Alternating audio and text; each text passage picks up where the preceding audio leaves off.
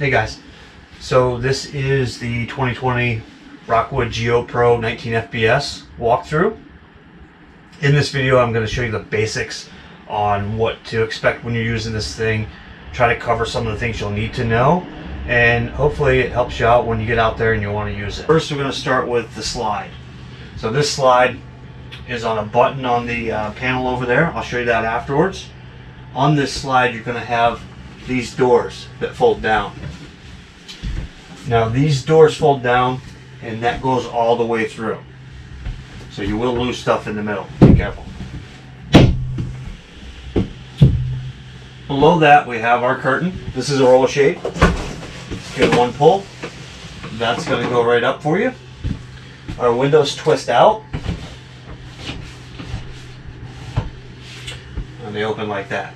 So we got plenty of a fan in the bathroom that will give you a lot of air moving through this thing, and you'll have plenty of airflow if you don't have the air conditioner.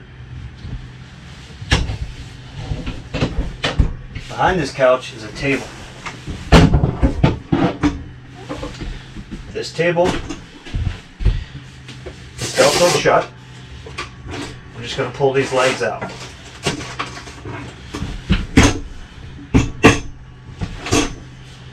Velcro loves to fight you when you're doing this. It's a little bit frustrating. Not the end of the world. Alright, so during the day, we've got our table here.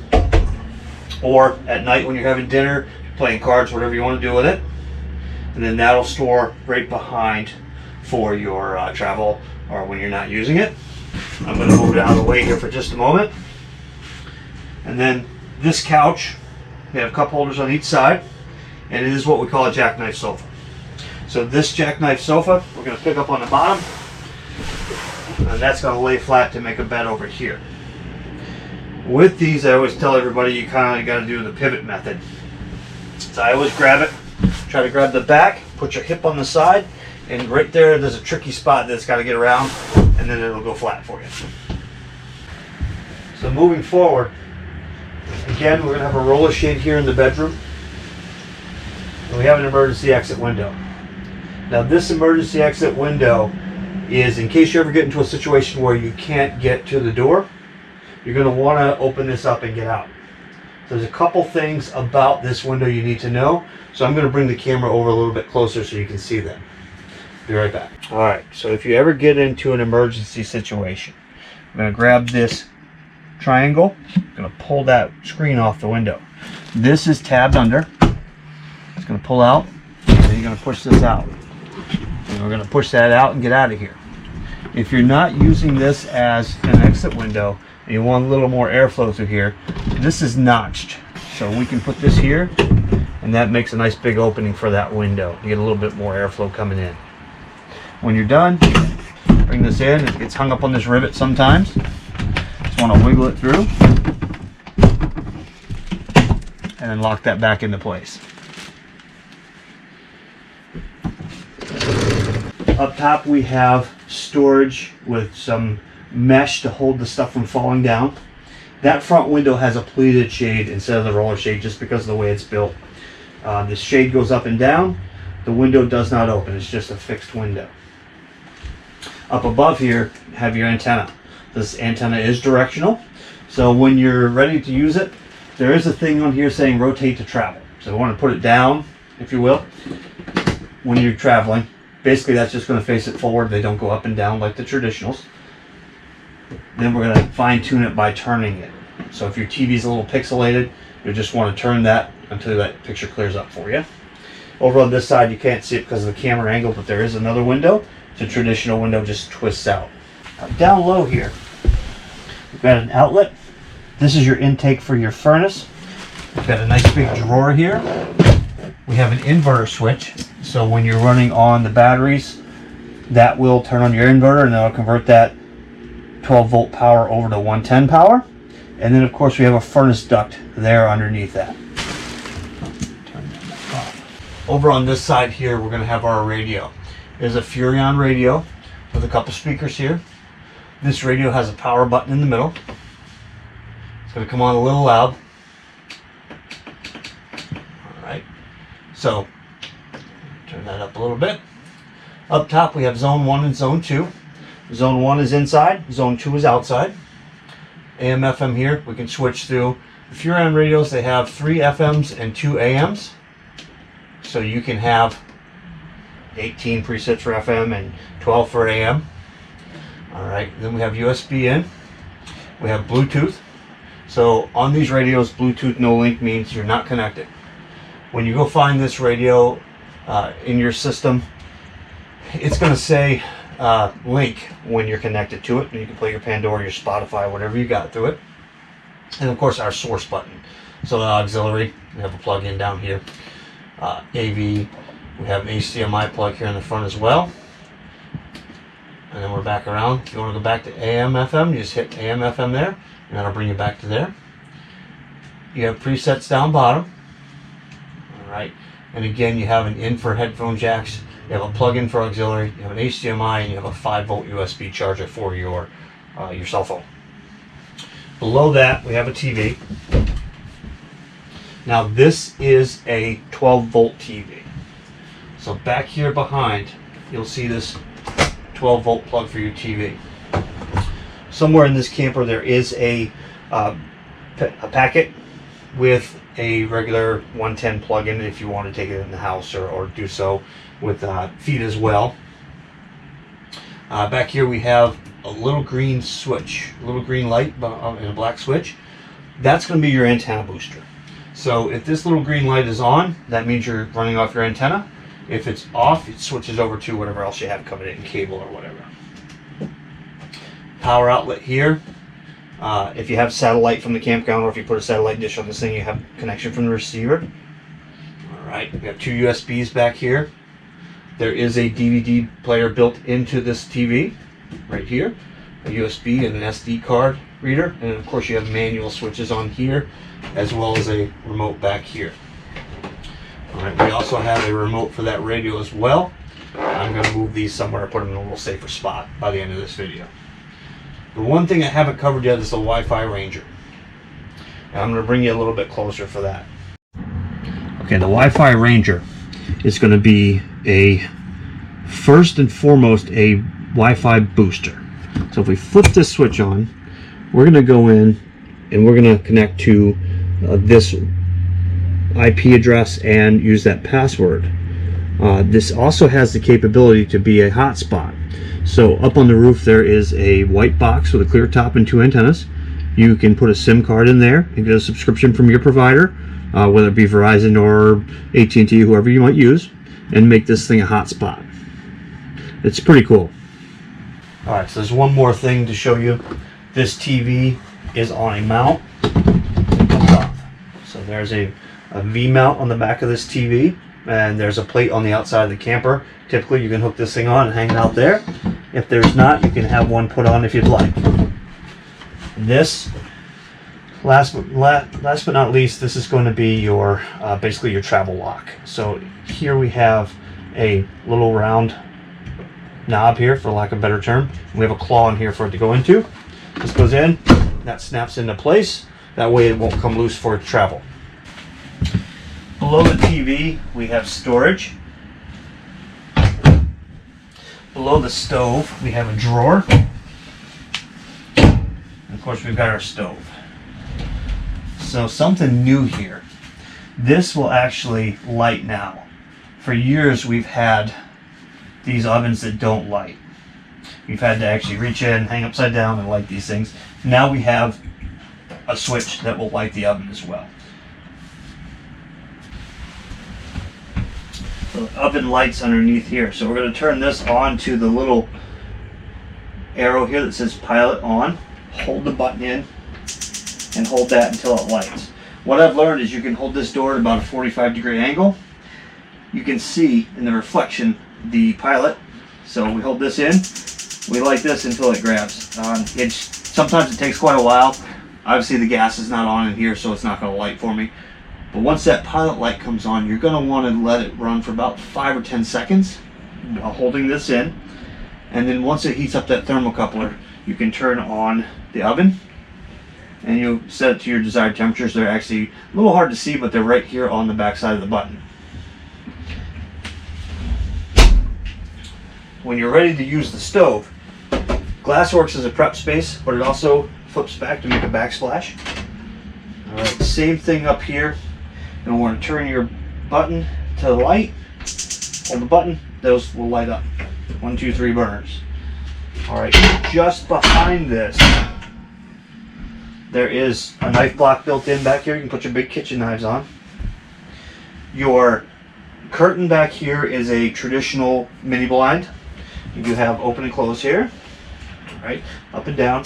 It is tabbed in, so the bottom of this has a hole in each end, and there's a plastic clip to hold this thing from swinging while you're going down the road. You can travel with it like it is, tabbed down, or you can pull it all the way up and travel that way if you'd like. Your range hood has a light. We also have a fan. That fan vents outside, and I'll show you when we get out there how to open that vent up.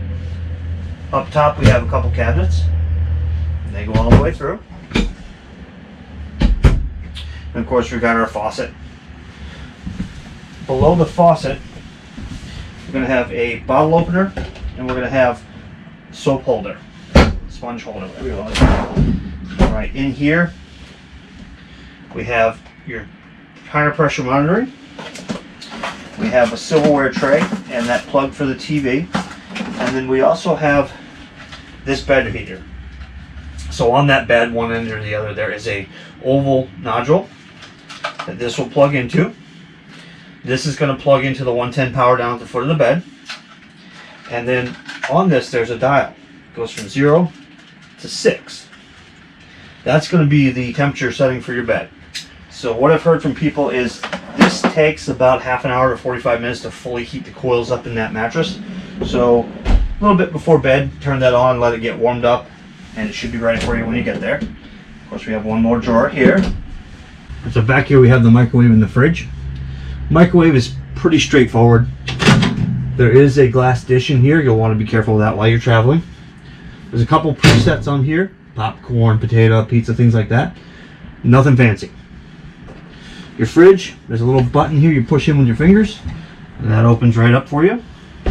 We have an on-off switch here to turn it on. You do have a little freezer.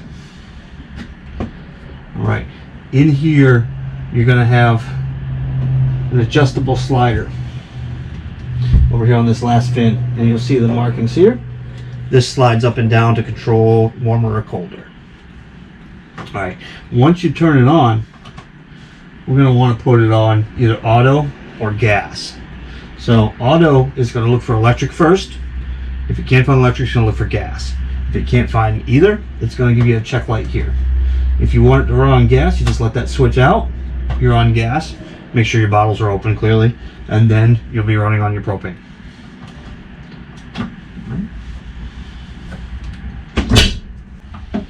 Below the fridge, you're going to have your converter box. This is going to be breakers and fuses. So your main breaker is going to be your 30 here on the front. These are all labeled down here. And then our fuses are automotive style fuses.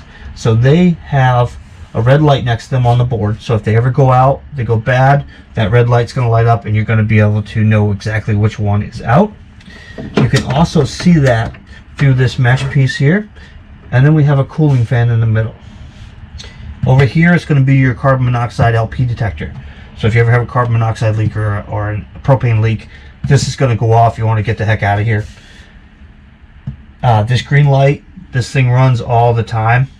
So there's a master disconnect switch. So if you're going to have this thing shut off for a while, I would definitely take that thing, kill that master disconnect, because this will drain your battery along with the radio.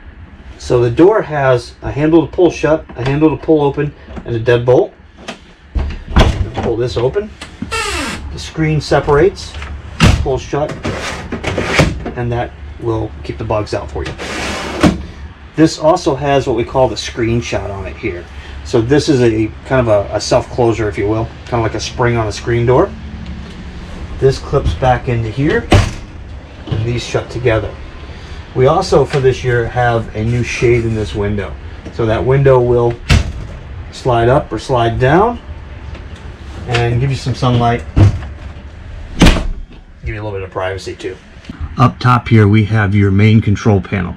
So when you're ready to use this camper, First and foremost is going to be your tanks, your battery. They all go up with the red lights. So battery, fresh tank, black tank, gray tank. All right, moving up to the switches, we have a water pump. That's going to be for if you're running off of your onboard tank, then you're going to need that pump to give you pressure to the sink and shower. If you're running on the hose from the campsite, don't use that, don't leave it on, you'll burn that pump out. Next to that is going to be your water heater on gas or your water heater on electric. You can choose either one. So as you can see over here, this little red fault light is coming on. That means the gas bottles are not open. This thing hasn't fired up yet. When it fires up, the gas bottles are open, that light will go off. All right, we don't have tank heaters here, so that is going to be a blank. Moving down here, we're going to have your interior light, which is going to be the main lights in here. So whatever's still on right now is going to be on a touch button like this one underneath the sink. Turn that back on. We have our porch light, which is going to be the amber outside, and an awning light, which will be the LED strip underneath the awning. And lastly, we're going to have our slide in or out. When you hear this noise, that's in or out. When you put it back out, you'll hear that little whir as it winds down. That's where it's at, and that's the end. Don't hold the button for too long, you will blow some fuses. All right, and then our awning, of course, goes in or out. With the awning, just be careful because the newer awnings are able to roll up backwards. So when that thing gets all the way out and the flap comes down, stop there and then bring it in with the retract button. Otherwise, you'll wind it up back. So in the bathroom, we have a medicine cabinet here. Of course, we've got our sink. We've got a GFI outlet down here underneath the sink. So if you ever run into an issue where your outlets don't work in this camper, check this guy first, hit that reset, and that might be part of your problem. Down below that, we have a cabinet.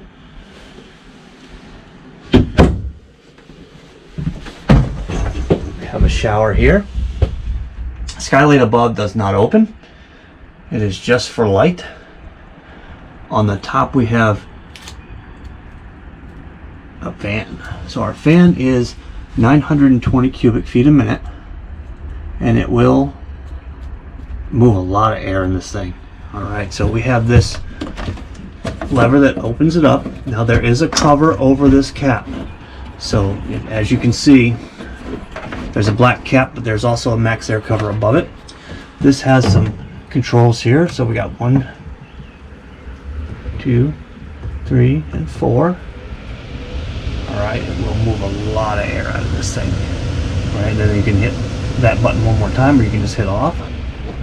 And we can close this cover. And they all kind of bounce like that when they're coming down. And then we can just do that. If you'd like, this pushes up and in and locks into place. Here we have our foot flush toilet. It is porcelain.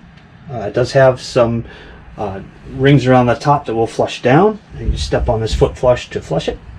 At the base of the shower, there are 2 screws, and that panel will come off in case you ever need to get to plumbing. Alright guys, so that's the inside walkthrough. I'm going to take you out for the outside. It's a little rainy out there, so bear with me. It might be a little noisy and a little wet. Be right back. On the awning, there's an arm. So if you want to make a rain dump for a day like today, you want to pull this in, and you want to lock this turn screw here. That way you can keep the rain running off one side. Alright, you just want to make sure you loosen that screw up and hang on to this arm, because there is a gas shock up here that will snap this thing up on you. And then make sure that this is loose for when you pull the awning back in, or you'll bind it up a little bit. For the steps, you're going to want to make sure you have that door open all the way. Otherwise the tabs on your steps will catch on the door and bend it. These just pick up.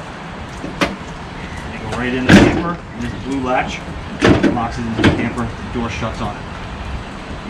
Bring them down.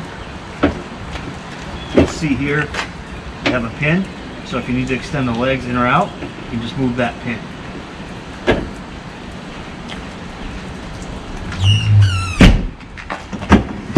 latch goes over.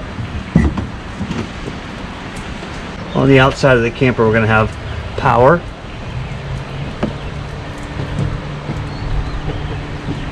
We're going to have porch light and the speaker. We're going to have this range hood vent. So this thing, you have two tabs up under here that you push out and up, and then this flaps loose. All right, then when you're ready to travel, push that up in, let it snap, and you're ready to go. All right, out here on the side of the camper is going to be where your grill and your table hang. I didn't bring them out because it's a little bit wet out here today. I didn't want everything to get wet on you. And then underneath is where your spare tire and your LP connections are. So that's just a quick connect, and you'll have a hose in here. You also have a tube for your sewer hose. And this little hole here in the skirting, that is a slide override. So if that slide ever gets stuck, you can bring that slide back in. Moving up forward, we've got your furnace vent. Then we have our pass-through storage. This has a magnetic hold to hold that up for you. In here you're going to find an extension for your jacket rack on the front. You're going to find your grill, and your power cord will be in here, and more than likely your cord for your propane line is right here. There it is. You do have another input for solar. This one's just going to be a small charge. It's going to be probably about 20 watts, or 20 amps, excuse me, and then you're going to be able to just trickle charge your batteries on that one. You've got a big solar panel on the roof, so you really don't need that. And then down bottom we have our jacks. There is a wrench in here for this. What I suggest is a 3/4 inch socket and a cordless drill. Don't put a lot of weight on these. They're just to stabilize, to keep the shakedown. You will break them if you try to. On this side we have your outdoor shower, we have your black tank flush, and then we have your power hookup here. Down below we have our sewer dumps. So black back here, your gray is going to be right there. Always dump the black first and then the gray. So out here we have your hot water heater.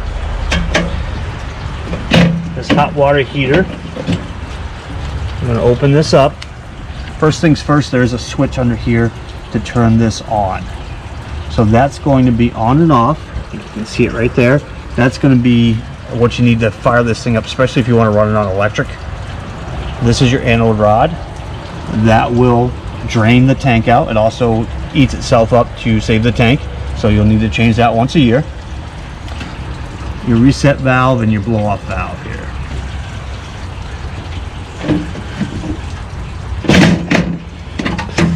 Moving over next to them, it's going to be your freshwater tank, and just below that is going to be your cable and satellite in. It's going to be city water and antifreeze inlet. So this is where your antifreeze is going to want to go in when you're ready to winterize. Just below that, underneath the camper, it's going to be water drain, fresh water. Just pull that white valve and that'll drain your tanks.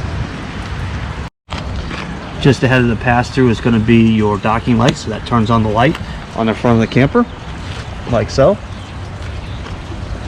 And then we'll turn that back off there. Out front we're going to have our batteries and our propane. Just below our propane tanks we have a master disconnect switch. So that will turn on the main power from the batteries. So as it is right now is in the on position. When you flip it down and pull the key out, that is the off position. That'll kill all the power. So if you're leaving this thing for a couple weeks, you'll want to turn that off. Out front we have our power tongue jack. Have light on and off, and extend or retract. And then we're going to have our propane. Our propane here, these open up, and inside you're going to have your tanks. And then we can just, this way we can just reach in and turn those on or off if you want. Your regulator's also in there. So our regulator allows us to turn the gas from one bottle to the other. So there's a little arrow on the other side of this. This arrow points here. We turn that, I open that tank up and that went to fully green. Now we're running on this tank. You can use it on both tanks, but it's kind of risky. You're going to drain both tanks, you're going to have nothing left. So I usually put it on one tank or the other and let them one run out, and then you have a backup. You can also take this off, pull the regulator off, pull the bar off, and take these tanks to get them filled up.